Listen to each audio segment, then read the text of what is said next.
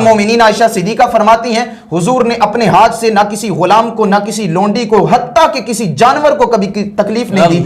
हुजूर जब फाते बन के आए, आका ने उनके सामने सवाल रखा, उन्होंने बदले में कहा, उन्होंने जो एक्शन का रिएक्शन होता है उन्होंने कहा हम आपसे अफ़ दरगुजर की तवक्को रखते हैं। हुजूर ने इरशाद फरमाया, फिर सुन लो, ला तसरीबा अलैकुमुल यौम, आज मैं सबको माफ करता हूं, सबको माफ करता हूं। तारीख की किताबें उठा के देखें, उनमें से जो है वो 80% लोगों ने हुजूर नबी अकरम सल्लल्लाहु अलैहि वसल्लम का कलमा पढ़ा। यही अखलाक था।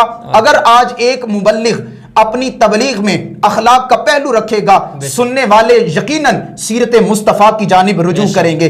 अगर आज एक प्रोफेसर अपनी तालीम में अखलाक मुस्तफ़ा रखेगा, यकीनन सामने बैठने वाले उनके ज़हन में ये एक स्केच बनेगा कि हमारे नबी कितने अखलाक के पैकर थे।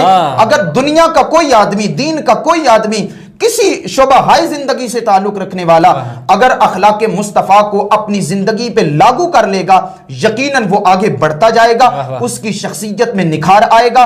वो जब आगे बढ़ेगा, वो कलाम करेगा, वो चलेगा, देखने वाला ये महसूस करेगा कोई आम नहीं, मोहम्मद अरबी का गुलाम जा रहा है। तेरे खुल्क को हक ने अजीम कहा, तेरे खल्क को हक ने जमील कहा, कोई तुझसा है ना हुआ है, तेरे खालिक के हुस्न अदा की।